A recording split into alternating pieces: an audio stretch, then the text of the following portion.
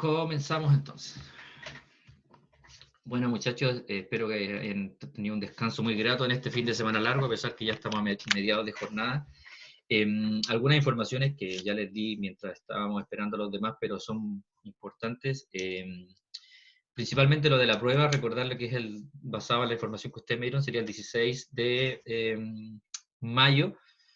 Eso es lo primero. Lo segundo es, les voy a mandar el cronograma, como les expliqué, con una pequeña modificación que me hizo ver la jefa de carrera con respecto al 22 de mayo, que va a ser un día feriado, por así decirlo, receso universitario en realidad, así se llama.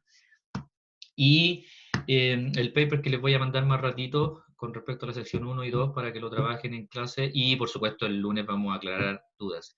Una cosa que me preguntaron el otro día, y no quiero dejarlo pasar, es... me volvieron a preguntar en la sección 2 si este paper que vamos a ver va a entrar, va a ser evaluado, etcétera, en la prueba.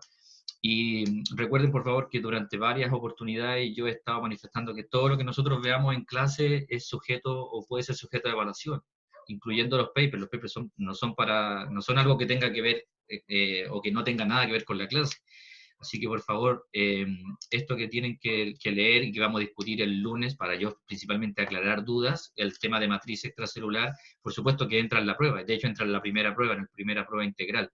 Así que por favor recuerden, y lo recalco, todo lo que nosotros veamos va a ser de una u otra forma sujeto a evaluación. Ya, si no se evalúa en la integral 1, se puede evaluar en el examen, etc. Entonces, para que no pregunten nuevamente, lo mismo me pasó con la clase que va a dar el profesor de Alemania. También me preguntaron, oiga, profesor, ¿entra? Claro que entra, si no es algo extra de la clase.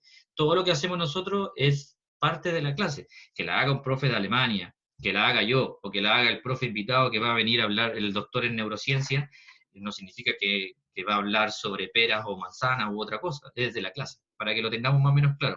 ¿Ok, chiquillos? Para que no se nos olvide. ¿Sí? Dígame, ¿qué me habla? Yo, Katia, tengo Katia, una cuéntame. duda. Sí, por No sé favor, si usted ya lo había dicho. dígame. ¿Cuánto varía cada integral de la nota final? Está en el cronograma, Ah, ya. así que lo puedes ver ahí. Yo preferí evaluarlo en 3 oportunidades, 3 integrales. Creo que, o sea, yo podría haber hecho 2. Sin embargo, yo decidí hacer 3 porque creo que como alumno, si mientras más chances tengas, tienes más posibilidades de abordar bien el ramo. No sé si me hago entender. Si fallas en una, tienes 2 oportunidades para subir. Si fallas, si tengo 2 integrales, es 50-50. Y también en su momento lo Ya. discutimos como lo hacían en Alemania, que a mí no me gusta, que todo el semestre no había ninguna evaluación y al final venía un examen, y eso significa pasaste el ramo o no lo pasaste. Cosa que para mí, yo le hablaba con mi amigo en Alemania, no me gusta mucho en realidad ese sistema, pero es el sistema que a ellos les funciona. No sé si les gusta o no, pero es simplemente todo el semestre el profesor habla, te explica, ve las clases, etcétera, y llegando al fin del semestre se hace un examen, lo pasaste, pasaste el ramo, si no lo pasaste, te quedaste. A mí esa parte de Alemania en realidad no me gusta. Así que yo decidí hacer 3 integrales, por si hay algún problema, se falla en una, tienen 2 opciones para subir. Esa fue una decisión mía, en realidad. Espero que les acomode. Si quieren la cambiamos ahora. No, está bien. Gracias. Ok, entonces chiquillos, vamos a comenzar. Cualquier pregunta las podemos ir haciendo después. Y bueno, como siempre, están viendo la presentación, me imagino, ¿verdad? Sí, profe. Ya, muchas gracias. Como siempre, yo voy a pedir la ayuda de ustedes porque sé que ustedes se manejan en algunos términos y quiero remover ahí los conocimientos que ya tienen en sus neuronas, y yo sé que me van a ayudar, entonces vamos a trabajar juntos en esto. Cuando hablamos de membrana plasmática, ¿cuáles son las funciones principales que cumple una membrana plasmática? ¿Cuáles podrían decir ustedes para que me ayuden? ¿Dashboard? Proteger. Ya, sí, proteger, puede ser separar. Transporte.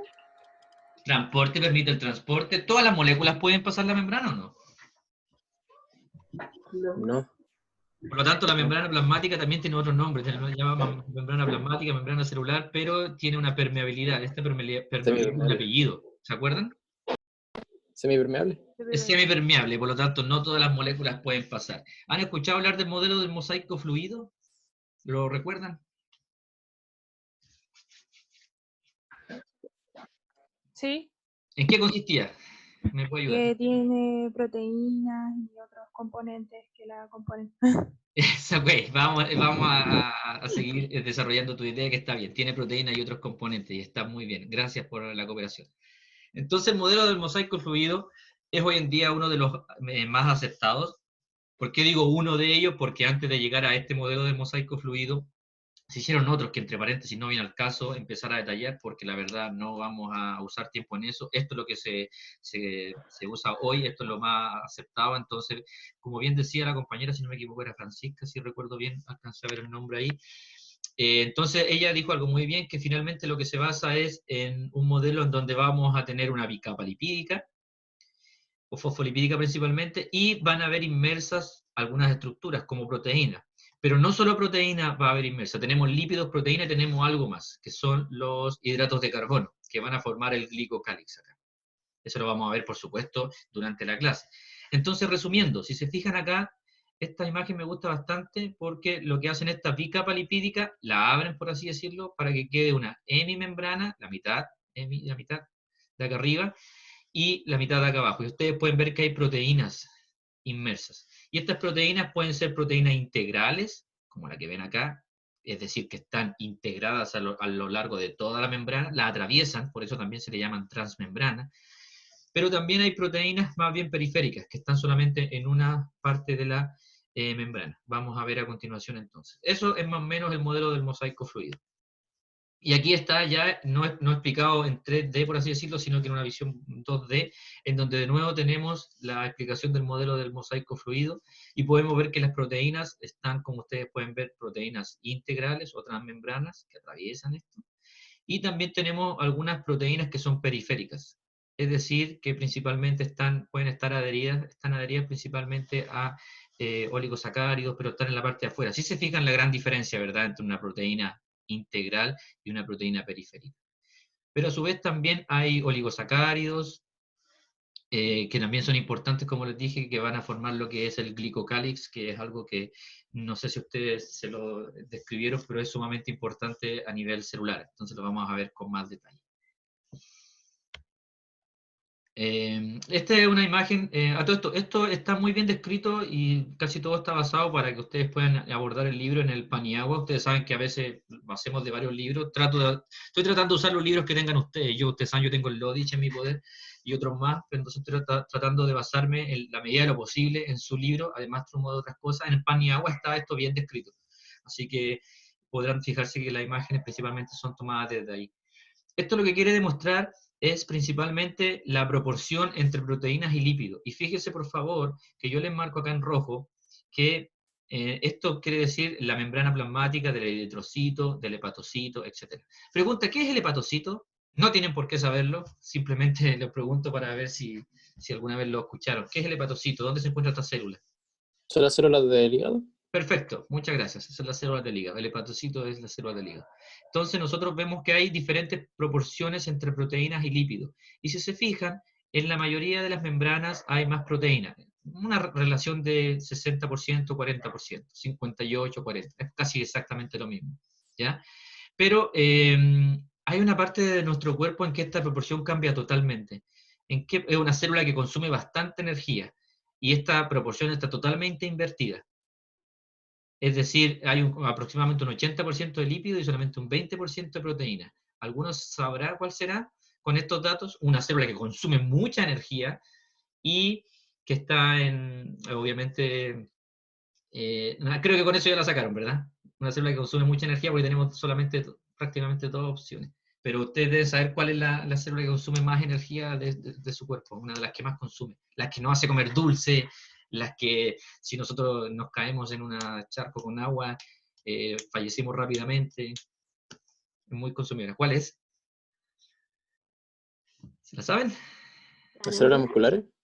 Podría ser la muscular, está bastante cerca, pero en este caso hay otra. ¿La neurona? Una neurona, correcto. Está muy bien la explicación porque obviamente consume bastante energía, pero en particular la célula que tiene esta proporción invertida es la neurona. ¿Y tú sabes cómo se llama eso tiene un nombre, la neurona que tiene esta capa lipídica tiene un nombre especial? Y me imagino que ustedes la saben. Estoy casi seguro que la saben. ¿Cómo se llama?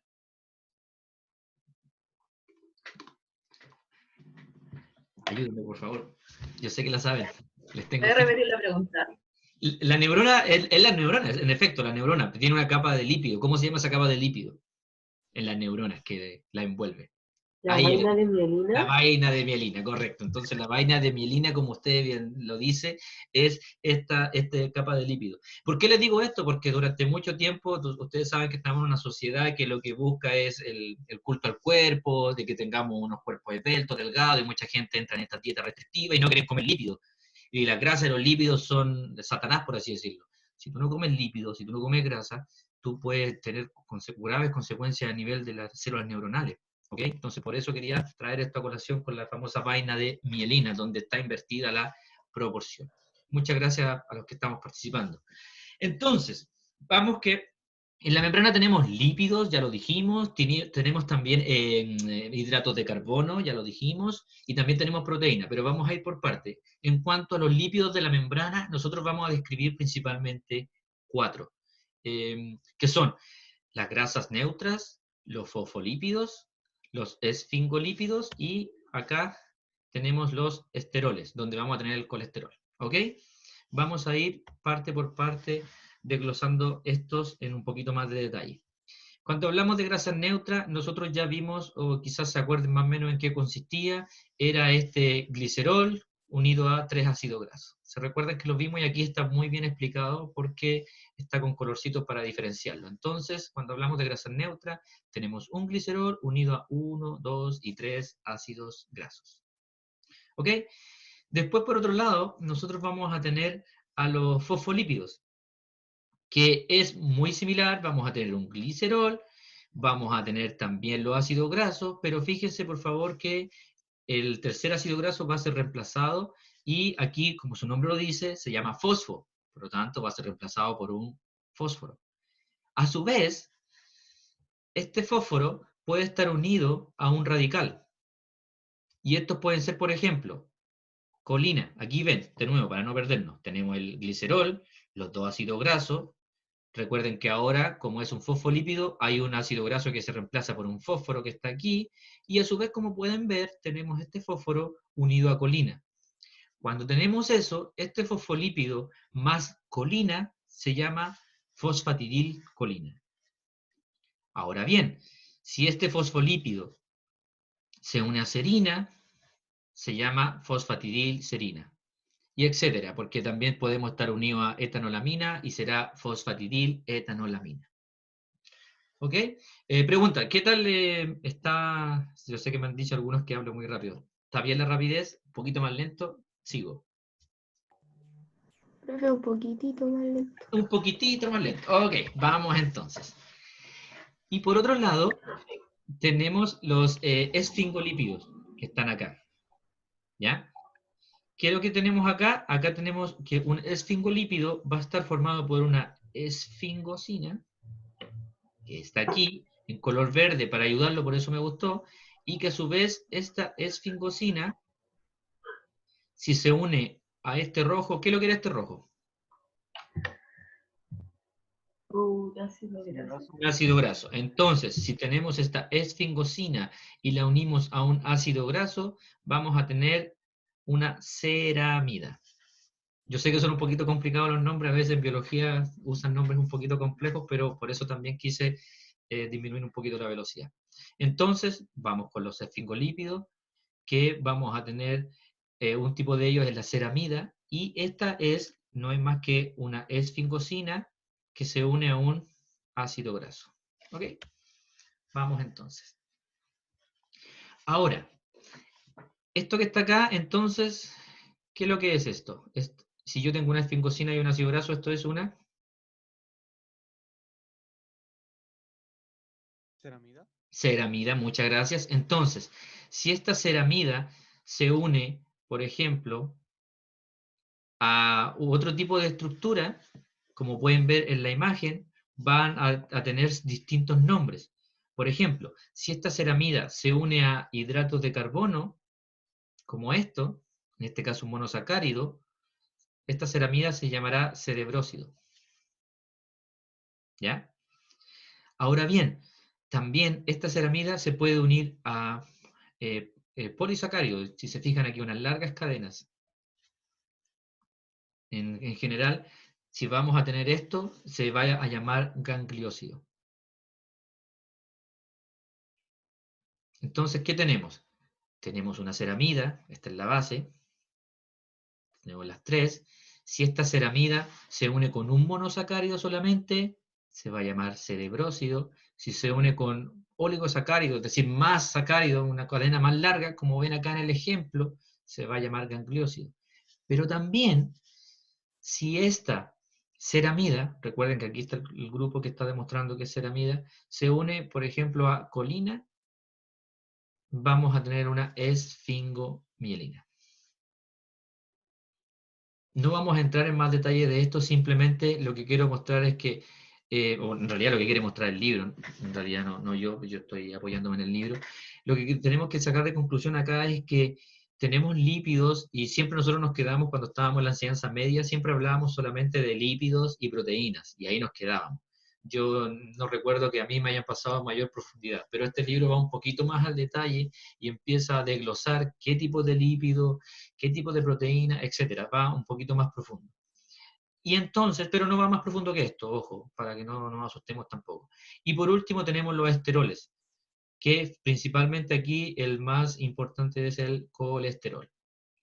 Entonces, recapitulando, tenemos lípidos, proteínas e hidratos de carbono. Vamos por los lípidos. En los lípidos tenemos 4 tipos en las membranas plasmáticas: las grasas neutras, los fosfolípidos, los esfingolípidos y los esteroles, entre ellos el colesterol.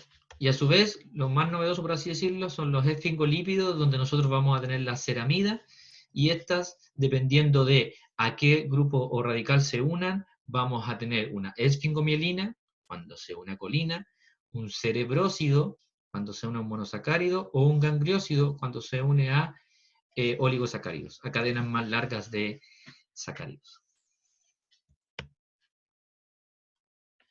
Esto que está acá trata de demostrar el movimiento de los lípidos en la membrana. Como pueden ver, o alguien que me pueda ayudar aquí, ¿cómo creen que se produce el movimiento? Si ven las... ¿Es a través de las cargas? Claro, sí, pero la pregunta más bien es, según las flechitas que ves ahí, ¿cómo son capaces de moverse los lípidos? ¿De qué forma le es más favorable moverse el lípido y de qué forma se puede mover, pero se mueve más lento? ¿Qué te dice la imagen? Por eso la traje, porque la encontré bastante bonita. Esta, si no me equivoco, no estaba en el Paniagua. Por la imagen, ¿la puedes deducir? Pueden moverse hacia los lados y también como de la fila en la que están a la del frente. Perfecto, eso es lo que trataba de explicar la imagen y eso es lo que quería llegar. Muchas gracias. En parte... Es igual, ¿no? ¿Perdón? En su mismo eje igual, ¿o no?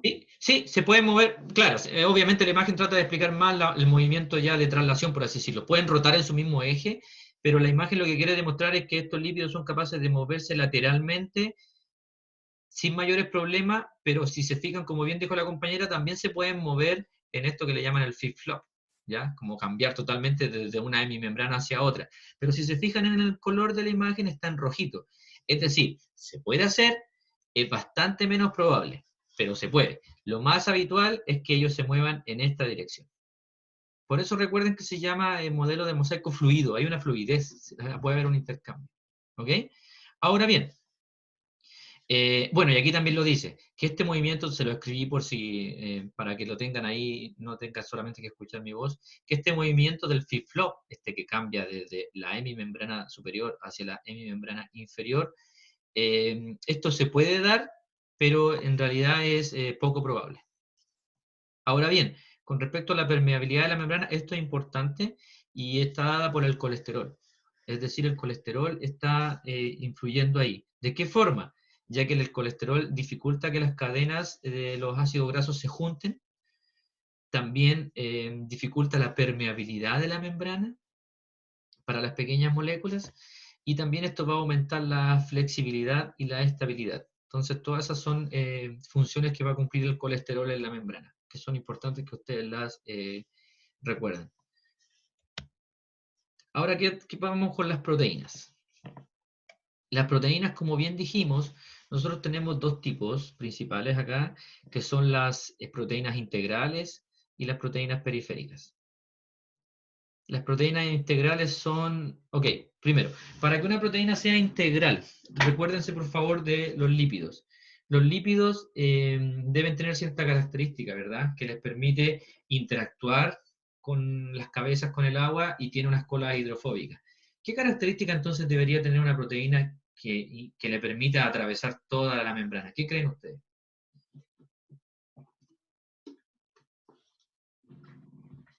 Que sean más resistentes o algo así. Ok, puede ser, pero hablando a nivel de afinidad por el agua o no, ¿cómo debería ser una proteína? No tienen por qué saberlo, ojo, es solamente para ¿Tienen que ser hidrofílicas? Hidrofóbica. ¿Tienen que ser hidrofílica o hidrofóbica? O ambas. Ay, no sé. Tendrían que ser ambas para poder atravesar la membrana. Correcto, exacto, Diego. Ahí lo hicimos entre todos. Tendrían que ser ambas. Y eso es lo que son. Son anfipáticas. Es decir, presentan una distribución asimétrica de los grupos hidrofílicos en contacto con el agua y de los grupos hidrofóbicos, que van a estar, recuerden que hidrofílica es que aman el agua según la definición en inglés que vimos en ese mapa conceptual que hicimos juntos, y lo hidrofóbico que en inglés decían que odian el agua. Entonces tienen que ser ambas. Por eso, y recuerden que nosotros también lo vimos cuando hablamos de los aminoácidos, que habían aminoácidos que eran cargados, etc. ¿Se acuerdan que tenían los radicales de color rojo? Entonces eso significa que en estos momentos nosotros tenemos que tener ambas características, como bien definieron los tres compañeros, y Diego le dio el remate diciendo, tendría que ser ambas, y ambas son. Entonces las proteínas integrales son anfipáticas, y ahí está la definición, que ahora se la explicamos para que no quedara confusión. Están unidas a los lípidos. También realizan movimientos de rotación y de traslación, las proteínas. Y también esto lo importante que lo sepan es que cuando se realizan estos movimientos de proteína, estos intercambios, que los vamos a ver más adelante con los procesos de endocitosis y de exocitosis, va a haber obviamente una formación de ciertos poros, va a haber un cambio. Si yo tengo una proteína acá que se va a mover hacia este lugar, por supuesto en este lugar va a quedar un pequeño poro, un orificio, que después obviamente es rellenado, pero es algo sumamente dinámico. Y también recuerden que cuando tenemos estas proteínas transmembrana, por ejemplo, estas actuaban como un canal acuoso. Aquí se formaba un canal, que lo vamos a ver, y las moléculas atravesaban de un lugar a otro. Pero también, no solamente forman un canal, también algunas proteínas son transportadoras o carriers, que lo vamos a ver. Y acá tenemos las proteínas periféricas. Y como vimos, las periféricas están principalmente... O sea, no principalmente, no están atravesando la membrana completamente, por eso se llaman periféricas, para que no se confundan, ¿ok? No son transmembranosas, y sobresalen principalmente en un lugar. Aquí tenemos un ejemplo, aquí tenemos otra. Si se fijan, jamás atraviesan la membrana. Estas no están estrechamente asociadas a los lípidos, y se encuentran principalmente en esta zona, en esta cara, en la cara interna. Y como bien dice ahí la PPT, son principalmente enzimas que van a activar o inactivar ciertos movimientos o ciertos canales, etcétera, que lo vamos a ver también a continuación. ¿Y qué pasa con los hidratos de carbono? Aquí llegamos al glicocálix, que es una de las cosas que no es muy conocida. ¿Alguno de ustedes tiene alguna idea de qué es el glicocálix o qué funciones cumple? Esto es bastante más específico, así que, de nuevo, cuando pregunto es para ver si alguno tiene conocimiento, para que lo hagamos entre todos y todo el cuento, pero no tienen por qué saberlo tampoco. ¿Tiene alguna noción de qué era el glicocálix? ¿Les suena el glucosaminoglucano? ¿Los proteoglicanos? ¿Les suenan? ¿Tienen alguna noción?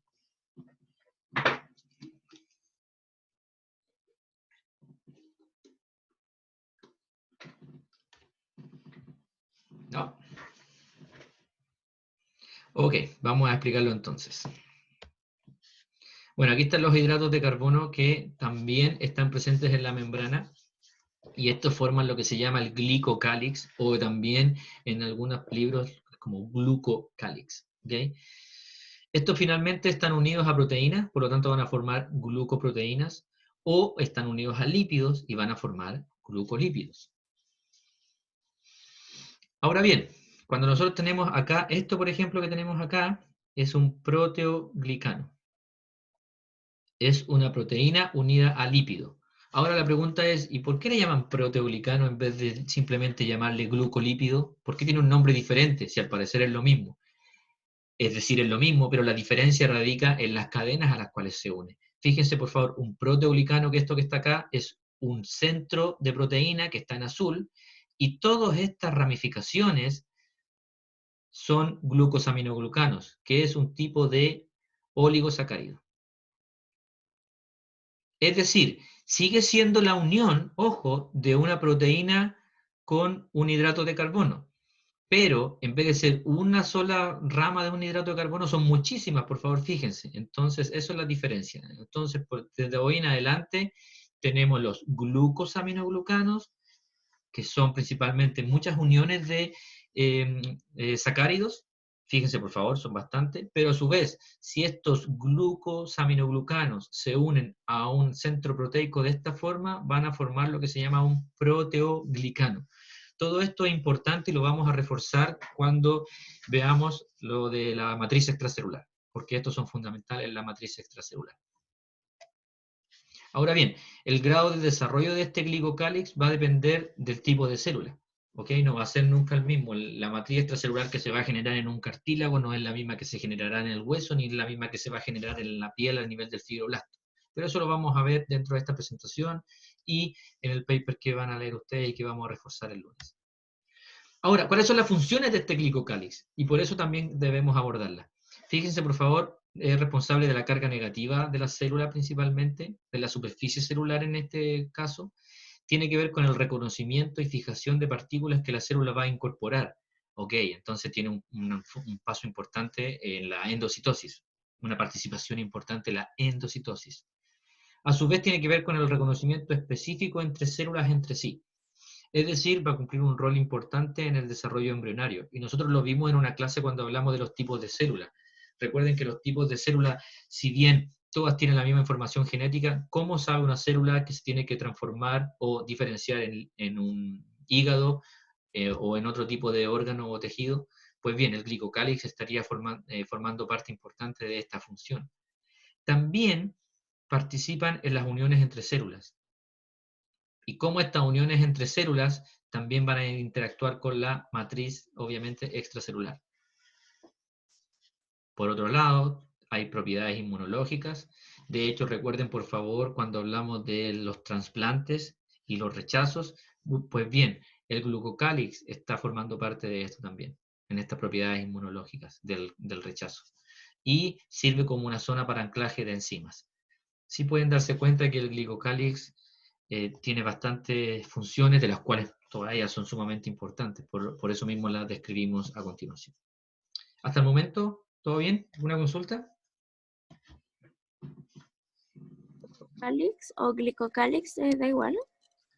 Glicocálix o glucocálix da igual. Ay, Las dos son, depende del libro, te la nombran de una u otra forma, son lo mismo. Glucocálix o glicocálix. Ok, ya que no hay alguna consulta, ahora yo les consulto a ustedes porque sé que esto se manejan bastante bien y lo vamos a hacer todos juntos. Cuando hablamos de permeabilidad de la membrana, nosotros sabemos que un compañero bien dijo que hay una semipermeabilidad, por lo tanto algunas moléculas pasan y otras no pasan. Cuando hablamos de transporte a través de la membrana, ¿qué tipo de transporte hay? ¿Y cuál es la diferencia? Y lo vamos haciendo todos juntos y lo vamos corroborando. El pasivo y el activo. Pasivo y Y, el activo. y la bomba es sodio potasio. Okay. Vamos aclarando algunas cosas y les agradezco. Hay uno que es como, que dice como facilitado, algo así. Sí, y vamos a hacerlo entre todos juntos. Bien dijeron primero, pasivo y activo. ¿Cuál es la diferencia entre esos dos? Porque eso es lo primero que debemos saber. Que uno necesita a favor de la gradiente. Sí. Y otro necesita esas proteínas para pasar. Ok, bueno, ahí hay que aclarar algunos conceptos, ok, necesitamos ATP, hablamos de algunos puntos que obviamente están bien aceptados a la realidad. El transporte pasivo permite el paso de las sustancias o lo que sea a favor de la gradiente de concentración y no gasta ATP. Las Perfecto. pequeñas pasan, las sustancias que son demasiado grandes pasan por la difusión facilitada. Las pequeñas entran solamente. Ok, vamos a aclarar también el término. ¿Qué más? El activo gasta ATP porque transporta las sustancias contra la gradiente, se supone. Sí, Algo así. perfecto. Vamos a ver. El transporte pasivo se divide en difusión simple, ¿no? Y la otra era facilitada. Correcto, por eso hay que ir Se aclarando divide los en dos. términos, porque algunos, claro, y de hecho falta uno, está la difusión simple, difusión facilitada, y hay una que falta, que también es importante. Muy importante. Tenemos el 80% de nuestro cuerpo tiene eso. ¿Osmosis? Osmosis, muy bien. Osmosis. Osmosis, perfecto. Muchas gracias, Matías. Ahí está participando Matías. Entonces, definiendo. Muchas gracias, chiquillos, y vamos haciendo todo esto juntos. Veo que tienen algunos conocimientos bastante claros. En otros hay algunos matices que corregir, pero en general estamos bastante bien. Tenemos dos tipos de transporte principalmente, que son transporte pasivo y transporte activo. Dos diferencias fundamentales entre ellos, dadas por ustedes correctamente. Transporte pasivo, a favor del gradiente de concentración, sin gasto energético. Perfecto. Transporte activo, en contra del gradiente de concentración, con gasto energético. Perfecto. Por otro lado, un compañero cuando hablamos de transporte, una de las cosas dijo bomba de sodio-potasio. ¿Esa bomba de sodio-potasio es pasivo o activo? Activo. Activo, y lo vamos a ver. Y por otro lado, dijimos que había un transporte pasivo que se podía dividir, y ustedes bien lo dijeron, en difusión simple, difusión facilitada y en osmosis. Vamos entonces al área chica. El transporte de moléculas, como bien dijo uno de sus compañeros, no todas las moléculas pueden atravesar la membrana, y por supuesto vamos a desarrollar esto en conjunto. ¿Hay alguien que quiere hacer una pregunta o no? Nada que ver. Yo digo que esa bombita pasa frío, No le entiendo muy bien, discúlpeme. ¿Podría repetirla? Profe, disculpe, fui yo que tenía el micrófono activo y mi tía estaba hablando. Ah, ok. Ok, no hay problema. ¿Ya está participando en la clase? Ok. Bueno, entonces, tenemos acá, la pregunta es, para ustedes, ¿dónde está la concentración mayor acá? ¿Arriba o abajo? ¿Dónde se mueven las...? Arriba. Arriba, ¿ok? Aquí.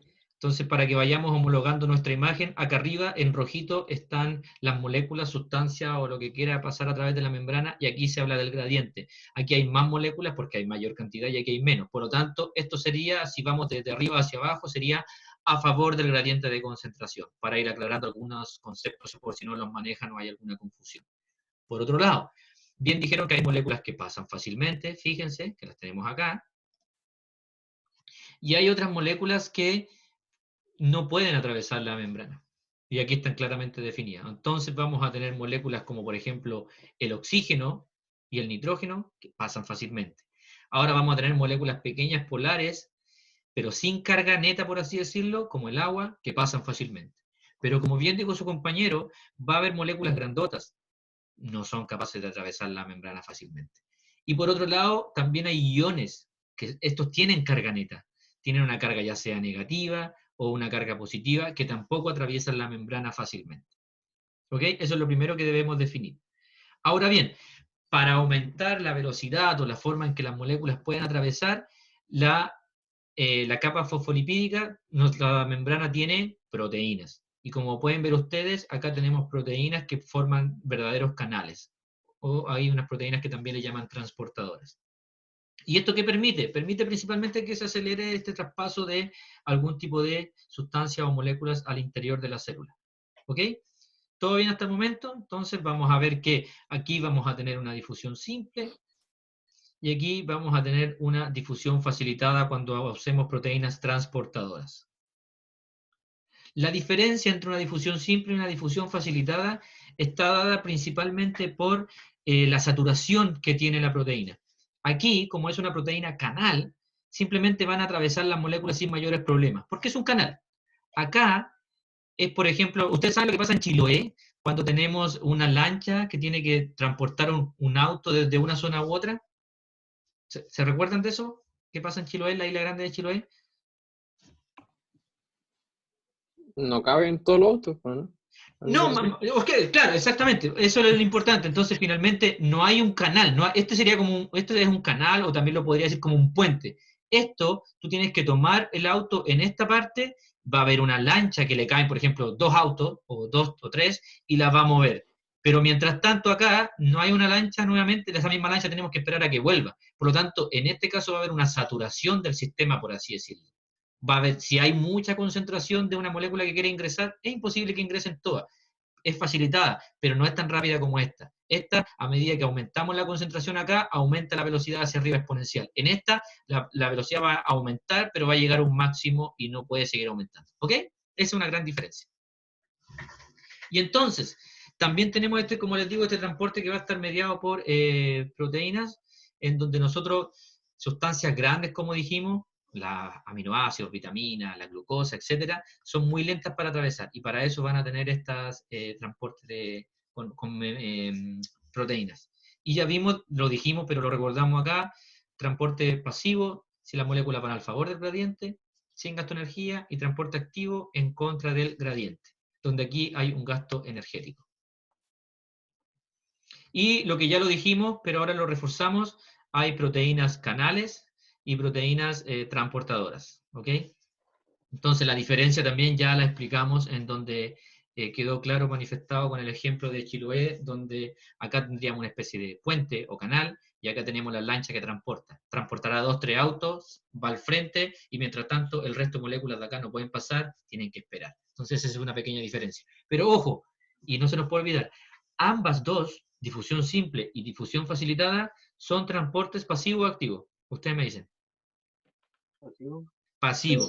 Eso es importante porque cuando empezamos a hacer una lluvia de ideas, había unas pequeñas confusiones por ahí, algunos pueden haber entendido que el transporte, la difusión facilitada era con gasto de energía, y no es el caso, para que no nos confundamos. Y vamos a este transporte pasivo en las proteínas canales.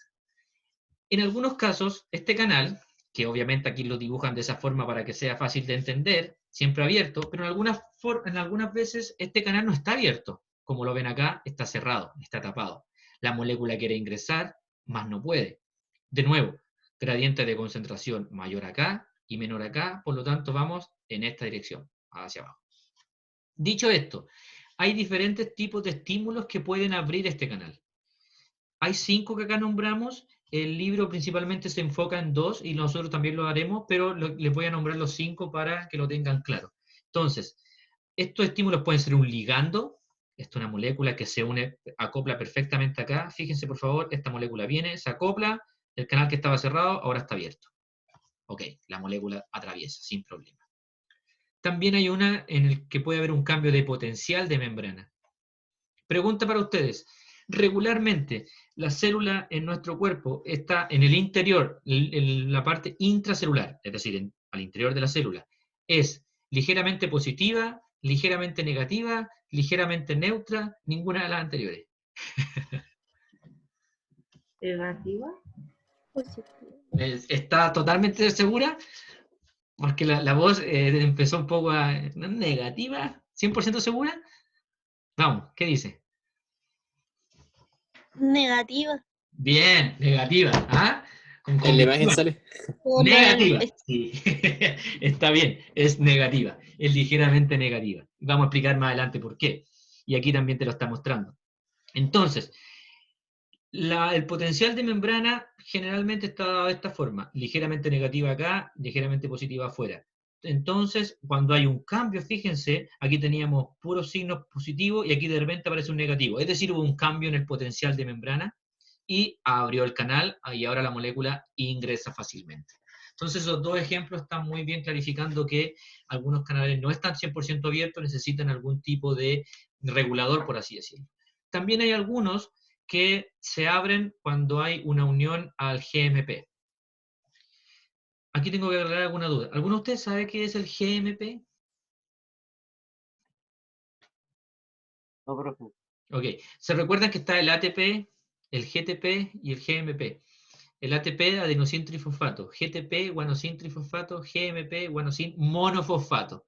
Es decir, es una molécula de energía, pero que tiene un solo fosfato. No es más que eso. Una molécula de energía que se puede unir acá y puede abrir el canal. Ahora bien, este canal también podría ser abierto por el cambio en la concentración de algún ion, que no vamos a entrar en detalle tampoco, solamente nos vamos a enfocar en estos dos, por eso están en rojito, pero también deben saber si nosotros estimulamos mecánicamente algunos canales, estos se pueden abrir. ¿Ok? Entonces, finalmente, resumiendo, nosotros quiero que quede claro que los canales no están siempre abiertos, y estos canales pueden responder a estímulos, de los cuales tenemos 5, ligando, potencial, GMP, cambio en la concentración de iones, más la estimulación mecánica, pero en este momento nosotros nos enfocamos en estos dos. Pero ustedes deben saber que hay varios, y los nombramos acá. ¿Alguna consulta hasta el momento, chiquillos? ¿Va todo bien? ¿Bajé la velocidad? ¿Profe? Dígame. En el cambio de potencial de membrana, después cuando se vuelve a cerrar la proteína, ¿vuelve a la normalidad las cargas, como estaban en un principio? Sí. ¿Y quién hace eso? ¿Usted sabe? No. Ok, lo vamos a ver a continuación. Pero un compañero lo dijo en un principio. ¿Quién hace que la membrana esté, perdón, la célula esté ligeramente negativa en el interior? ¿Quién lo hace? La bomba sodio-potasio. Perfecto, la bomba sodio-potasio, sí.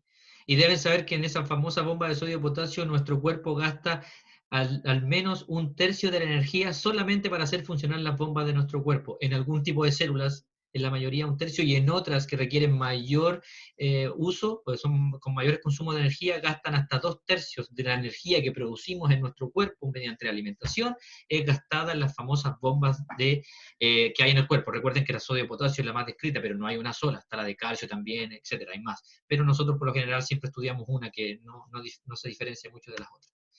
Entonces, vamos ahora a la difusión facilitada, que ya vimos que es una difusión que es en transporte pasivo, ya lo dijimos, así que para no confundirnos más. Entonces aquí las proteínas transportadoras, ustedes pueden ver que, ¿qué me puede ayudar con esta imagen? ¿Cuál es cómo la pueden interpretar? ¿Alguien la podría interpretar? La parte de arriba, la A.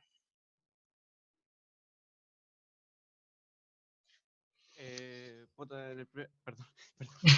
En el primer caso, Estamos grabando. perdón. En el primer caso es una sola molécula que pasa hacia una dirección. Perfecto. Sería uniporte. En el segundo son 2 moléculas que pasan en la misma dirección, que sería sinporte, y en la última 2 moléculas pero en diferentes direcciones. Perfecto. Y estas dos, la sinporte y la antiporte, a su vez se llama cotransporte porque transporta más de una molécula. Muchísimas gracias por la explicación y está correcta. Finalmente, entonces, como bien dice su compañero, ya aprendimos que la membrana puede permitir, por medio de las proteínas, el paso de ya sea una sola molécula fácilmente, bien lo dijo él, acá tenemos uniporte, y también tenemos un cotransporte. Cuando hablamos de co, estamos hablando de más de una, por lo tanto aquí en cotransporte a su vez la dividimos en uniporte, porque las dos moléculas van hacia la misma dirección, o antiporte, donde una molécula ingresa mientras que la otra va a salir. Ahora bien, ellos tratan de dar la explicación más convincente hoy en día, es que un soluto, por ejemplo, que quiere ingresar, va a tomar una zona de la proteína, como ustedes ven acá, la proteína va a cambiar ligeramente su conformación, si se fijan como que subiera, está abierta de una forma y después como que se cierra para permitir el ingreso. Esa es la explicación más común que tenemos hoy, que dicen hoy los textos de cómo podría ingresar esta molécula. Se dispone ahí, genera un pequeño cambio en la proteína y se abre el otro lado. Y aquí está el ejemplo de la proteína transportadora de Chiloé. Estamos en la isla, la tomamos acá abajo, tomamos el auto, lo llevamos al frente. Entonces, si se fijan que no es tan rápida, compárenla con esta. ¿Cómo es el pasaje? En este caso, fíjense, el canal. Llegan y pasan nomás. 50 autos. Ni un problema. Mientras que acá va a tomar un auto o 3, va al otro lado, tenemos que esperarlo, media hora y así sucesivamente. ¿Ok? ¿Quedó clara con esas imágenes la diferencia? Perfecto. Esa es la idea. esto otro que trata de explicar también la difusión a través de la membrana, y quiero que lo hagamos juntos. Las moléculas estas son las moléculas, por ejemplo, de azúcar, y acá tenemos moléculas de agua. Pregunta para ustedes. Las moléculas, vamos, el nombre da lo mismo, las azulitas, ¿cómo se dispondrán? ¿Se mueven de izquierda a derecha o de derecha a izquierda o se quedan ahí? ¿Y por qué?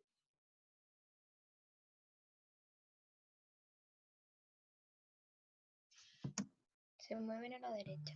¿Se mueven a la derecha y por qué? Porque hay más siempre soluto. es de menos a más, o no, algo así. Casi 100% perfecto. Usted mismo lo dice, se mueven a la derecha y después dijo de menos a más. Mire, aquí hay 1, 2, 3, 4, 5, 6. Y usted dijo que se mueven a la derecha, yo le digo que es correcto. Y entonces se mueven ¿cómo? Ay, no. De más a menos. ¿Pero es agua? Lateralmente. Sí, se mueven de izquierda a derecha, la compañera estuvo correcta, solamente se equivocó en decir de menos a más. Porque si se mueven de izquierda a derecha, se moverían de más a menos. Ahí de sí. mayor concentración a menor concentración. Perfecto. Ah, verdad. Eso es lo único que se equivocó, un pequeño detalle. Pero estaba en lo correcto. Están más concentradas en el lado izquierdo, aquí hay una membrana que no permite pasar todo, miren aquí estamos simulando un canal y miren lo que pasa. Se van a mover y se van a mover. Miren, aquí habían 1, 2, 3, 4, 5, 6, ahí va pasando una, y ¿qué es lo que llegamos ahora? ¿Cuántas hay en cada lado? 3 y 3. Por lo tanto llegamos a un equilibrio. ¿Qué pasa acá? Llegamos a la osmosis. ¿Qué es lo que era la osmosis? Ustedes me imagino que lo manejan. ¿O tienen algún conocimiento? ¿Qué era la osmosis? El transporte de agua dependiendo de la concentración que hay en cada lado. Perfecto. Si yo te digo que el agua son los naranjos, ¿cómo se moverán? ¿De izquierda a derecha, de derecha a izquierda o se quedan iguales? De izquierda a derecha. De izquierda a derecha porque está mayor concentración aquí y menor concentración acá. Y recordemos que hay siempre una membrana semipermeable entre medio, ¿ok? Y eso es lo que pasa. Perfecto. Se mueven de izquierda a derecha hasta que se alcanza el equilibrio. ¿Perfecto? Pregunta. Vamos a ver qué es lo que pasa cuando nosotros disponemos una célula, en este caso un glóbulo rojo, ya sea una solución hipotónica, hipertónica e isotónica. Vamos a ver una pregunta aquí, si alguien me puede ayudar. Aquí tenemos al ladito mío, tengo a Antonia Andrade. ¿Me podría ayudar, por favor? Sin asustarse y ponerse nerviosa, simplemente para que lo vayamos haciendo en conjunto. Si no lo sabe, no hay problema. Así que, dicho eso, ¿usted me podría decir qué va a pasar con el movimiento de agua, por ejemplo, en una solución hipotónica? ¿El agua ingresará a la célula? ¿El agua va a salir de la célula? ¿Ingresa a la célula? Ok. ¿Hay alguien más que quiera participar? Antonia dijo ingresa a la célula. ¿Qué más? Ingresa y sale. Ok, ingresa y sale. Ya. Es hipotónica. Veamos lo que dice la respuesta.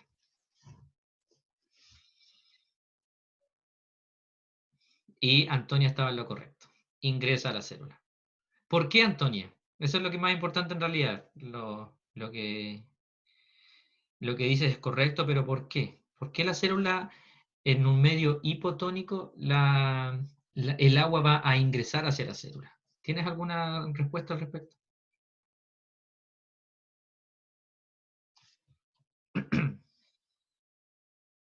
No es porque el agua tiene una carga como que se atrae a lo negativo y la célula es negativa. O sea, es como levemente negativa. En este caso no es, recuerden que seguimos hablando de osmosis. En este caso no nos basamos en la carga, que lo hablaremos después en la de bomba de sodio y potasio. En este momento estamos hablando de concentraciones. ¿Por qué ingresó el agua? ¿Dónde estaba más Porque hay más concentrada? concentración en la célula. Perfecto. Esa es la respuesta, Antonia. Porque nosotros, como tú bien dijiste, el agua va a ingresar. Un compañero dijo va a ingresar y salir. En efecto, eso es, hay un ingreso y una salida. Esto recuerden que se trata de explicar para que lo entendamos.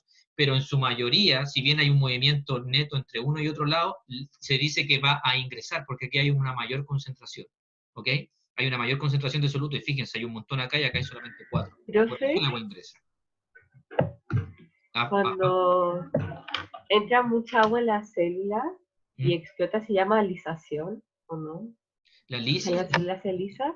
la lisis la vamos a ver acá. Ah, ya. Es que acuerdo que una era crenación Sí, y el otro lisación. sí, la lisis, bueno, principalmente cuando explota. No, tienes razón, sí, aquí está la lisis y aquí está la crenación, cuando se arruga. Ya. Sí, está en lo correcto. Entonces, como bien dijimos, en un medio hipotónico pasa eso. Ahora, ¿qué pasa en una solución hipertónica? Vamos a ver aquí, tenemos a Matías Carvajal. ¿Qué pasará en una solución hipertónica? ¿Qué es lo que cree usted que pase?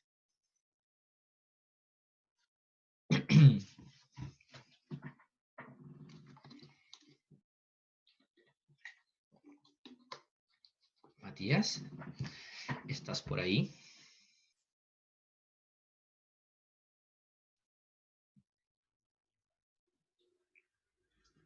Está en el chat, Estaba profe. analizando. Sí, Está en el chat, ahí lo profe. estamos viendo. Muchas gracias, chiquillos.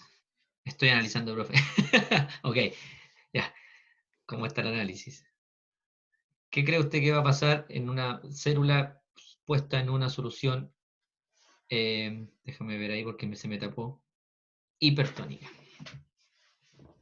Mirando la imagen y recordando los conocimientos que tenemos.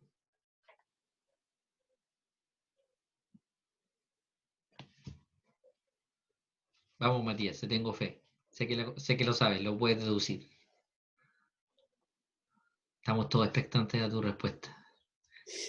La queremos en 5, 4, 3. Matías, 2. Matías.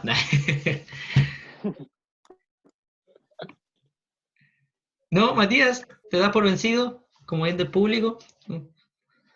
Dame un nombre a una compañera o compañero que quiera responder. Aquí viene Matías. A ver, vamos a ver. Vamos, Matías. Esto es... Oh, perdón.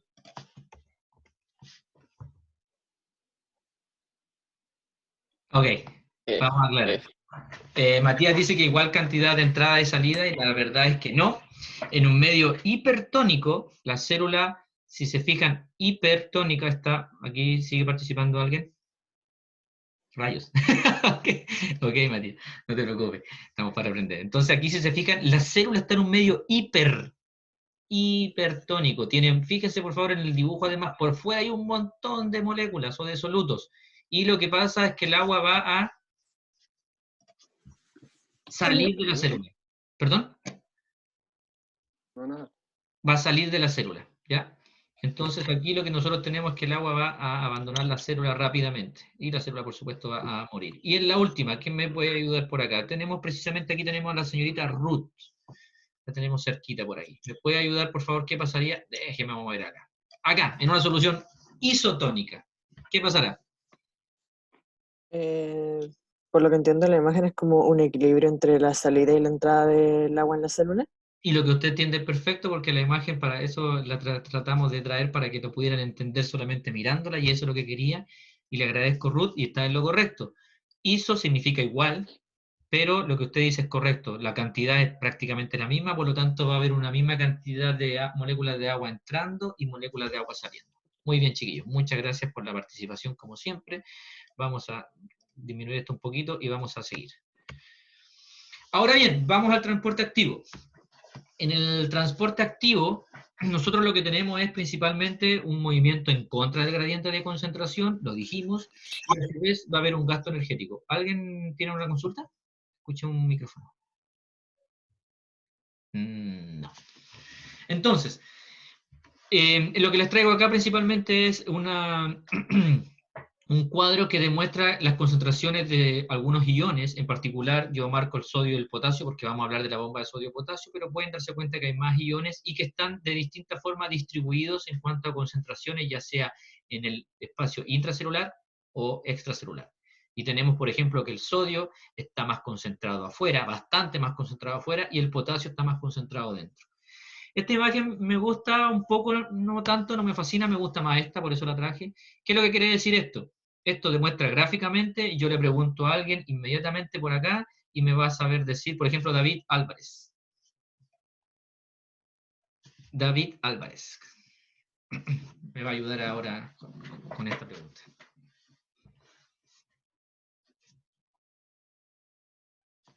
¿David? Aquí viene David. Vamos a ver. Eso. ¿Cuál era la pregunta? La vamos a hacer ahora. No la hemos hecho todavía, David. No se preocupe.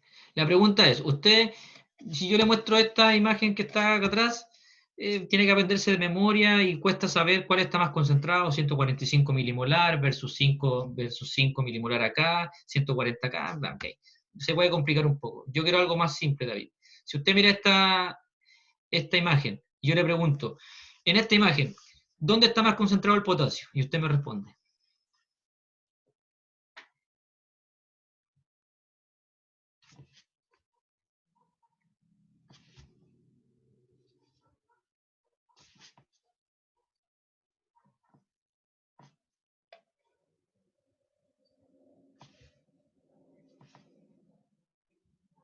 David, ¿dónde cree usted que está más concentrado el potasio en esta imagen? Estoy probando si lo que yo quería traer se cumple o no, porque si no voy a tirar esta imagen por la ventana, porque la busqué para que fuera más clarificadora. A ver, aquí viene David contestando, vamos a ver. Intracelular, perfecto. Entonces al parecer funcionó. No necesito que ustedes aprendan de memoria en estos momentos dónde está más concentrada, pero quiero que simplemente, como bien dice David, mire la imagen y diga, ok, ojo, hay potasio dentro y afuera, pero aquí en la K está gigante, por lo tanto hay más concentración de potasio adentro. Y por otro lado, ¿qué pasa con el sodio? Está más concentrado afuera. Y eso es precisamente lo que nosotros veamos, gracias David por la participación, en una bomba de sodio-potasio. Esta imagen es la que estaba en el Paniagua. La verdad es que no me gustó mucho, la pueden ver, se las puse ahí para que la vean, pero finalmente aquí lo que tienen es la concentración de sodio más concentrada afuera que adentro, la de potasio al otro lado es más concentrada adentro que afuera, y cómo lo va moviendo. Pero prefiero esta. Esta imagen lo que demuestra principalmente la bomba de sodio-potasio, en donde, como bien pueden ver, y uno de sus compañeros dijo en un principio, vamos a tener un movimiento en contra del gradiente de concentración. Fíjense, por favor, el sodio está más concentrado afuera que adentro, como también lo dijimos acá. Vamos al sodio. Debería moverse a favor de su gradiente en esta dirección. Debería. ¿Por qué digo debería? Porque el sodio se está moviendo en contra de un gradiente desde el interior hacia el exterior.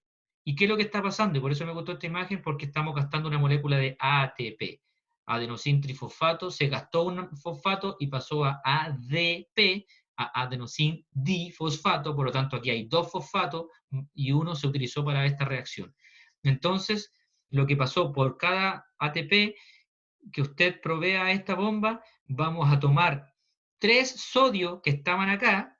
Ojo, están menos concentrados, da lo mismo, la bomba lo va a tomar a pesar de que está menos concentrado acá y lo va a tirar afuera, en contra de un gradiente de concentración.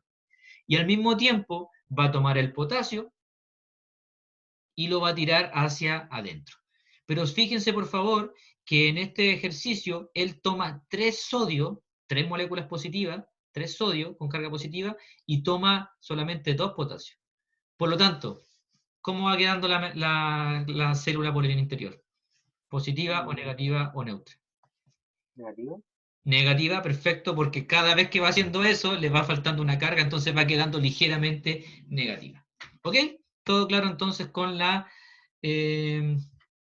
explicación con respecto al sodio y el potasio. Ahora bien, hay algunos casos en donde las moléculas principalmente se basan en que una molécula arrastra a la otra. Es decir, el paso de una molécula a favor de su gradiente facilita el movimiento de la otra. Y eso es lo que pasa con este sistema, en donde vamos a tener sodio más concentrado afuera, glucosa. Entonces, al momento de estas dos interactuar con la proteína, el paso de una molécula va a permitir el ingreso de la otra. ¿Ok? Va a arrastrar, en este caso, el sodio, cuando esté ingresando, va a arrastrar al azúcar al interior de la célula. ¿Ok? Entonces, y luego, por supuesto, va a venir la bomba y va a tomar el sodio y lo va a tirar hacia afuera, etc. Pero esa es la forma en que algunas moléculas se están transportando. Tengo alguna consulta. ¿Todo bien? ¿Quieren descansar un poco o seguimos con el transporte? Deben quedar unos 10 minutos, 15 minutos. Pero ustedes me dicen, ¿quieren tomar un pequeño descanso, un café, agua, baño? Sí, Un descansito, ¿verdad? Sí, profe, tengo que ir al baño. Ya, pues yo también. Vamos entonces. Ya. Tomemos un pequeño descansito, chiquillos. Digámonos 10 minutitos mientras tomamos un café y yo voy a parar la grabación por mientras, ¿ok? Ya. Muchas gracias, chiquillos. Que tengan un grato descanso. Nos vemos un ratito. Permítanme detener esto un rato por acá. Ya. Bueno, chiquillos, después de este pequeño descanso, al menos yo me tomé un cafecito, así que espero que ustedes también hayan podido estirar un poco el cuerpo. Vamos a la última parte de esta presentación del día de hoy, que principalmente se basa en los transportes de vesículas. Y algunas definiciones las pongo acá y obviamente vamos a mostrar con imágenes para que queden más claras. Muchas de estas presentaciones, de estas slides, diapositivas, muchas de estas diapositivas son cosas que ustedes de seguro ya pueden haber visto, entonces vamos a ir ahora más en profundidad. La endocitosis, principalmente ustedes ya deben manejar que es la incorporación de una molécula de gran tamaño. Eso principalmente. Y por otro lado tenemos la exocitosis, que es la eliminación de una molécula también de gran tamaño al exterior. Pero lo importante es que nunca más se les puede olvidar que ambas dos son procesos que conllevan energía, son procesos que gastan energía. A su vez, para que las vesículas ingresen, tenemos dos tipos de vesículas, por así decirlo, principalmente descritas en el libro, unas vesículas que son lisas, y en estas estamos hablando, estas son las, como ejemplo, son las caveolas, y estas van a estar revestidas de esta proteína que tengo acá que se llama caveolina. ¿Ya?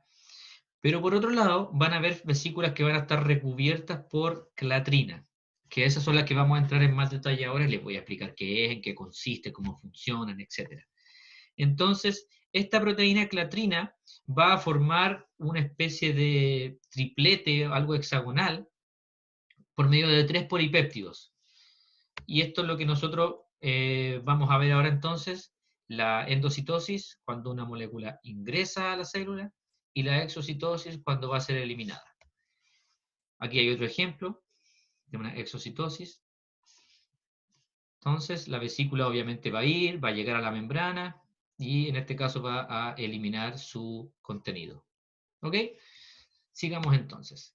Cuando hablamos de las clatrinas, que es lo que estaba hablando acá, nosotros dijimos que hay vesículas que pueden estar recubiertas por clatrina, que esta es una proteína que le va a dar una configuración especial, una configuración más o menos poligonal, y a esto nos referimos. Aquí está. Entonces, vamos a tener una vesícula, por favor, como miren acá. Vamos a sacar esto para que lo puedan ver ustedes bien. Y esta famosa proteína clatrina va a formar esto, este triplete que ven acá. Este complejo de 3 polipéptidos. Aquí vamos a tener un polipéptido, aquí vamos a tener otro polipéptido, y aquí tenemos el tercero. Y a esto se le llama trisquelión. Y aquí está el nombre, trisquelión. Entonces, la proteína clatrina va a tener esta forma con 3 polipéptidos, va a formar un trisquelión, de 3, por eso son 3 que lo ven acá. Y lo más importante es que ¿qué es lo que va a pasar con esto? Este trisquelión se va a unir a la vesícula. Y fíjense por favor las estructuras que va a formar, como esta, le va a dar esta estructura. Ahora bien, para que este trisquelión, esta proteína clatrina que está formada por este trisquelión, se una a la vesícula, va a necesitar de otra proteína, que aquí está en rojo, que se llama la adaptina. De nuevo, vamos a tener estas proteínas clatrina, que van a formar este trisquelión. Este trisquelión, esta clatrina, se va a adosar, se va a ensamblar a la vesícula que está acá, pero para poder adosarse a esta vesícula va a tener que hacer uso de las otras proteínas llamadas adaptinas. ¿Ok? Entonces, ¿cómo va a ser esto? Aquí está el ejemplo que nosotros vamos a ver. Nosotros vamos a tener un proceso de endocitosis. Fíjense por favor, aquí la membrana debería estar continua, pero como se pueden dar cuenta, está siendo invaginada hacia el interior, por lo tanto aquí está comenzando el proceso de endocitosis. ¿Qué tenemos acá? Vamos parte por parte. En negro la membrana plasmática. Estos son los solutos o la molécula que va a ser transportada. Si se fijan, va a haber una proteína de canal. Y esta proteína de canal va a estar unida a esto que está aquí en rojo, en la clatrina. Aquí está la clatrina. Pero, como bien dijimos, para unirse a la vesícula, para hacer este ensamblaje, la clatrina que está aquí en rojo va a necesitar de otra proteína, y esta proteína está aquí, se llama adaptina. ¿Ok, muchachos? Espero que me vayan siguiendo porque lo estoy tratando de hacer lentamente. Entonces, esta endocitosis va a seguir, fíjense, la invaginación se agranda aún más, y aquí podemos de nuevo recapitular. En negro va a estar toda la membrana, en amarillo va a estar la molécula que quiere ser incorporada por medio de esta endocitosis. Este rojo va a ser la clatrina, y la clatrina se va a unir a esta vesícula por medio de una proteína llamada adaptina. Por otro lado, vamos a tener finalmente esto. Fíjense, por favor, así de bonita se ve la vesícula rodeada por estas proteínas llamadas clatrina. Pero también, acá arriba, yo puse en rojito la dinamina, que lo que hace es ayudar a comprimir o constreñir, por así decirlo. Fíjense, esto va a hacer que esta apertura se parta cerrando, se cierre desde este lugar, para que quede obviamente la vesícula completa. Entonces también va a actuar la dinamina, que no va a hacer que esto se cierre y va a generar la vesícula completa. La pregunta es, porque un compañero me la hizo en la sección anterior, ¿y después qué pasa con la clatrina? ¿Está siempre unida a la vesícula? Y la respuesta es no. Si se fijan y seguimos con esta secuencia, luego, ¿qué va a pasar acá? Que alguien me diga qué pasa con esta reacción. ¿Qué pasó acá? ¿Alguien sabe? Esta pequeñita reacción. ¿Quién me puede decir? ¿Quién me ayuda? ¿Se utilizó ATP para quitar la clatrina? Perfecto. Gracias, Javier. Por medio de una reacción con gasto de energía, porque miren, aquí está muy bien, aquí dice ATP, ingresa aquí y sale solamente ADP. O sea, habían 3 fosfatos y quedaron 2 porque uno fue utilizado. Como bien dice Javier, por medio del uso de energía, la clatrina, que es el nombre de esta proteína, se desensambla de la vesícula. Y ahora tenemos la vesícula solamente con los solutos en el interior, pero fíjense que todo el complejo formado por la clatrina en rojo y las adaptinas se desensamblan. Muchas gracias, Javier. Sigamos entonces. Esto es importante porque le va a dar el fundamento a la vesícula para ir hacia ciertos lugares. Y esto también va a ser reforzado por esta parte. Estos son los marcadores del destino de la vesícula. Es decir, ¿quién me habla? Yo. Fernanda, dígame. Profe, ¿para qué se nombra la auxilina? La auxilina principalmente va a ser, aquí, mira, aquí tenemos 2 que son importantes, o sea, en realidad no son importantes, por eso no las nombramos, simplemente son para ayudar a auxiliar en este proceso. También tenemos la proteína de shock térmico, la HSC. H es Head Shock Protein, HSP. Entonces son que están auxiliando, están ayudando a este proceso, pero en realidad no, ni el libro ni a mí me interesa mucho entrar en ese detalle. Auxilina viene por auxiliar, ayudan al proceso, pero lo más importante es que manejes todo el resto, porque eso sí es importante, ¿ya? Pero ahí no es más que auxiliar en este proceso, y la HSP también van a estar cumpliendo una ayuda o soporte, pero no más que eso. De hecho, en el mismo libro no hay mayores explicaciones al respecto de esas. Pero importante sí, aquí va a haber un uso de ATP, va a haber un consumo de energía, donde va a haber un desensamblaje de la clatrina y de la adaptina de la vesícula, que finalmente va a ser lo que va a quedar acá. ¿Ok? Posteriormente, nosotros vamos a ir a un detalle un poco mayor, que es el destino de las vesículas. Las vesículas no van a ir donde ellas quieren, no van a andar por el citoplasma viajando sin un rumbo en particular. Ellas saben dónde tienen que ir y ellas se van a adherir a un lugar específico. Y para esto está esta explicación en donde va a haber un marcador de la vesícula que le va a decir el órgano diana. Cuando hablamos de un órgano diana o tejido diana, es el lugar donde quiero que la vesícula llegue. Y estas proteínas que están marcadas acá son las SNARE. Las proteínas SNARE, o traducidas al español, es trampa. Las proteínas SNARE o proteínas trampa. ¿Qué es lo que van a hacer acá? Estas proteínas van a ayudar a la fusión de la vesícula en particular con el órgano o tejido diana. Y se han descrito dos snare, en español, o snare en inglés. Está la V corta snare, V corta por vesicular, es decir, va a haber una snare adherida a la vesícula, y va a haber una snare en el tejido diana, que va a ser T-snare. Entonces, snare de la vesícula, snare del tejido o del órgano diana. Ahora bien, para asegurarse más aún que esto se realice de buena forma, porque requiero que el contenido de esa vesícula se libere en un lugar y solo en ese lugar y no en otro, también para este acoplamiento va a haber una GTPasa, que va a ser una proteína RAP. Así es el nombre. Entonces, va a haber una RAP que va a estar fosforilada, es decir, va a ser activada y que va a permitir el anclaje de este sistema. Ojo, ahora está la parte escrita, en la figura que viene la parte con el dibujito que vamos a clarificar todo esto. Resumiendo, para que se produzca la fusión de mi vesícula con el tejido u órgano diana, se requiere el acoplamiento de la T-snare, es decir, la snare que va a estar presente en el tejido u órgano diana, la V corta snare, que va a ser la de la vesícula, y también va a tener que actuar la RAP, GTPasa. ¿Y qué es lo que pasa? Es lo que tenemos acá, en esta imagen, para ahora que vayamos por parte. Ahora lo que nosotros tenemos es, acá arriba, vamos a tener nuestro tejido u órgano diana, o lugar donde yo quiero que la vesícula actúe. ¿Ok? Pero nosotros vamos a partir acá en la secuencia. Vamos a tener aquí que si ustedes ven acá, y vamos a ir por partes, vamos a estar formando una vesícula. Vamos a estar con los solutos o moléculas que quieren ser ingresadas. Fíjense por favor que vamos a tener una snare V corta, es decir, esta snare, ¿cuál va a ser? ¿Qué snare V corta era? ¿Cuál era? El de la vesícula. De la vesícula, muy bien. Entonces vamos a tener la snare de la vesícula y también vamos a tener una proteína GTP acá, la RAP que llaman ellos, RAP GTP.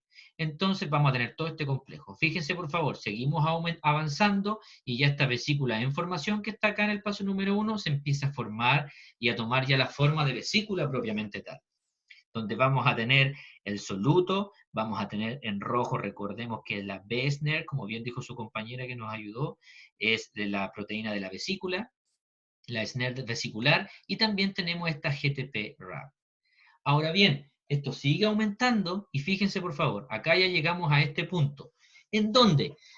En donde tenemos nuestra vesícula, vesicular snare, o snare de V corta, de la vesícula, aquí, pero se une, si se fijan, a la rosada, que es la T-snare, que es la vesícula del tejido diana. Es decir, si se fijan, hay un acoplamiento. Y no solamente eso, también tenemos la RAP GTP, que está unida con un efector de RAP, con otro sitio de acá de acoplamiento. Es decir, si se fijan, es un sistema con un exquisito sistema de regulación. Entonces, recapitulando, viene la vesícula con el contenido en su interior y no va a cualquier lado, sino que va y se adosa al lugar que le corresponde, porque las snare B y snare T tienen que encajar de una forma bastante parecida como encaje inducido. No es encaje inducido, ojo, perdón, no es llave cerradura, pero para que lo entiendan, tienen que encajar. Hay tantas snare B como snare T de acuerdo a este acoplamiento. ¿Ok? Entonces, tiene que ser un espacio específico. Viene la vesícula, la snare de la vesícula se va a unir a la snare del tejido diana. Snare V corta, snare T, y por otro lado, la proteína RAP GTP se va a unir al efector de RAP. Finalmente, obvio, una vez que esto se produce, fíjense acá, avanzamos hacia la izquierda, la vesícula aquí se fusiona con la membrana receptora, en este caso puede ser de algún tipo de organelo, o hacia el exterior, y va a liberar los solutos, los amarillos, y también, por supuesto, se va a liberar del acoplamiento. ¿Ok? Va a haber una liberación, y donde vamos a tener esta vesícula, ya obviamente sin los amarillos, que eran los solutos, con las vesicular snare, porque es parte de la vesícula, pero si se fijan, se liberó de esta parte. Finalmente, y lo describo acá, este transporte desde una vesícula, desde, por ejemplo, podríamos decir un retículo endoplásmico rugoso, retículo liso, da lo mismo, cómo viaja, cómo se dispone en un tejido diana, esto lo hace ayudado por los microtúbulos que están presentes en el citoesqueleto, que obviamente hablaremos de citoesqueleto en algunas clases posteriores. Pero eso es lo que teníamos que conversar por el día de hoy. ¿Qué les pareció la última parte? ¿Les quedó claro? ¿Hay alguna duda? Si tienen alguna duda la podemos ver, pero eso es en general cómo funciona este sistema de cómo las vesículas deben llegar al lugar en particular y liberar las moléculas en ese lugar y no en otro. Y para eso se valen de las SNER-B, SNER-T y de la GTPasa, es decir, esta enzima que va a ya sea fosforilar o desfosforilar, dependiendo de la función, para cumplir toda esta función, y en un lugar específico. ¿Alguna duda? Porque con eso nosotros terminamos por el día de hoy. ¿Profe? Sí. Dígame.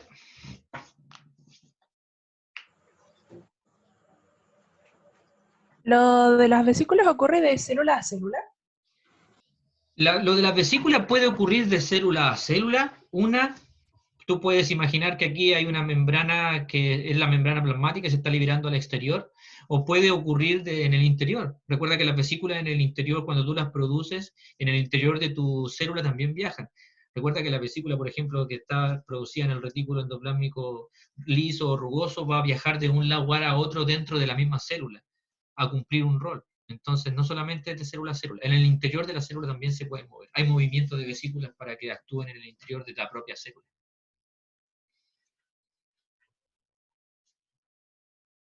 Profe, yo sabe que en el último, en este que está en la pantalla, me perdí desde el paso 4. No te preocupes, lo repetimos enseguida. Aquí, en este que estamos, entonces, bueno, aquí lo que finalmente tenemos la vesícula acoplada por el BSNER, acoplada al TSNER, y obviamente funcionando la GTP, la RAP-GTP. Luego, en el 4, lo único que tú haces es, obviamente, fusionar esto, llegar más al fondo, entonces vas a liberar el contenido, el soluto. Y lo haces, lo liberas acá, quedando la vesícula, en el paso que está acá, totalmente con la BSNER, obviamente, no tienes la TSNER, no tienes el soluto, y aquí tú puedes volver a recomenzar el ciclo, por así decirlo, y lo vuelves a realizar, y lo vuelves a hacer. Ah, entonces en el 4 y el 5 se... como se que acoplan. Ya. Primero se acoplan acá completamente, bueno, aquí ya se acoplaron, pero aquí ya, para que te quede claro, en esta parte que vemos acá, en esto que vemos acá, después va a pasar esto, mira. Después va a pasar esto. Eso va a pasar. Ahora ya entendí. Exacto. Profe, ¿y la vesícula se vuelve a formar nuevamente, pero sí. sin lo...? Sí, esa es una muy buena pregunta. Cuando nosotros tenemos una endocitosis, vamos a ver que una molécula grande va a tomar un poco, y va a haber, si te fijas, la membrana se va a invaginar y va a haber un trozo de membrana que tú, por así decirlo, vas a perderlo. Pero eso se va a reciclar después porque va a ir a otra parte de la célula donde se va a producir más membrana, en particular en el retículo endoplásmico, etc.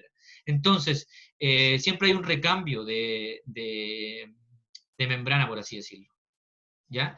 Entonces tú la usas, pero si te fijas acá, queda de nuevo para seguir actuando. En este caso, en la que vimos anteriormente con la clatrina, queda de nuevo para seguir actuando, y por supuesto acá también, fíjate, cumple el rol, libera la molécula acá, pero la vesícula queda libre de nuevo para volver a comenzar este ciclo desde acá nuevamente, y así sucesivamente.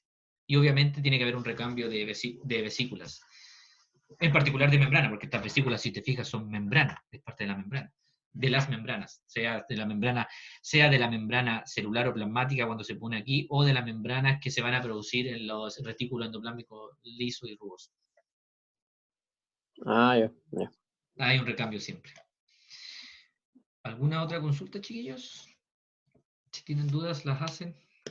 Profe, Dígame. las GTP RAV, ¿Mm? como que quedan allá y no... ¿Qué pasa con ellas después? O sea, y veo las proteínas adaptadoras también ahí. En Primero, el paso 5. primero que todo, si te fijas las GTP-RAP, ¿qué es lo que son? Te pregunto a ti primero que todo. ¿Sabes lo que son? Para aclarar algunos puntos. Solo sé que después se terminan ensamblando con el efecto RAP, como Ok, tal vez para detectarla. ¿Son proteínas? ¿Son proteínas? ¿Son enzimas? ¿Son lípidos? Parecen lípidos, ¿no? Ok, vamos aclarando algunos términos entonces. Qué bueno que me preguntó. Cuando hablamos todo de las GTP, ASAs, ATP, ASAs, cuando hablamos de una conversión de un... permíteme salir de acá porque en realidad... Ah, la energía. Correcto, correcto. Cuando ¿Verdad? estamos hablando de ahí, cuando hablamos de ATP-ASA, GTP-ASA, estamos hablando de una enzima que lo que va a hacer es, va a fosforilar, es decir, va a añadir un grupo fosfato o va a desfosforilar, va a quitar un grupo fosfato. Es decir, estamos hablando de una enzima, no un lípido, eso es lo primero. Entonces lo que hace precisamente ahí, obviamente, si te fijabas en la PPT después cuando la veas, es que vas a tener una GDP y que va a pasar a GTP. Por lo tanto, ¿qué es lo que hubo ahí? De difosfato a trifosfato. ¿Qué es lo que hubo? Hubo ¿cómo se llama? Un intercambio. No hay un intercambio, pero como que se agregó un... Agregó. Eso se llama fosforilación. Hubo una fosforilación. Cuando tú tienes una molécula que tiene 2 fosfatos y le agregas uno, tú fosforilas. Añades un fosfato. Cuando tú tienes una molécula que tiene 3 fosfatos y luego pasa a 2 fosfatos, tú desfosforilas, o sea, remueves un grupo fosfato. Y recuerda que esos grupos fosfatos son los que van a aportar la energía. En este caso eso es lo que hace una GTP-ASA. Nunca más se te puede olvidar cuando hablamos de la terminación ASA, estamos hablando de enzimas que actúan sobre algo. Pueden actuar sobre una molécula, sobre una otra proteína, etc. En este caso la bomba ATP-ASA es la que tiene que ver con el transporte de, perdón, se le llama la sodio-potasio ATPase. Entonces va a usar ATP para llevar a cabo una función como es el transporte de sodio hacia afuera en contra de un gradiente y del potasio hacia adentro. ¿Ok? Gracias, Paloma. ¿Alguna otra duda, muchachos? Señoritas, caballeros. ¿Todo bien? Ya, creo que entonces estamos bien por hoy. Bueno, si tienen alguna duda, nosotros nos seguiremos viendo. Por correo también me pueden preguntar, ahí verán cómo lo hacen, como mejor les parezca. Yo obviamente los voy a ver el viernes. Recuerden que les va a llegar un correo durante el día de hoy, obviamente con la clase que se las voy a enviar, la PPT para que la vean. También voy a mandar el paper para que lean el viernes, el de simetría extracelular, que se lo voy a mandar aparte porque les voy a explicar cuál es la idea de eso. Y el cronograma también lo voy a mandar hoy. Así que nada, chiquillos, como siempre, me despido, les agradezco la participación, siempre es grato verlos, compartir esta clase con ustedes cuando están participando, es bastante motivador, espero que sientan lo mismo y nada, desearles un muy buen día, que les vaya muy bien. Nos vemos entonces, chaito, gracias. Chao, profe, que esté bien. Gracias, igual. Cuídese. Chao, profe, que esté bien. Todos. Chao, profe. Chaito. Nos vimos. Chaito. Profe. Nos vemos.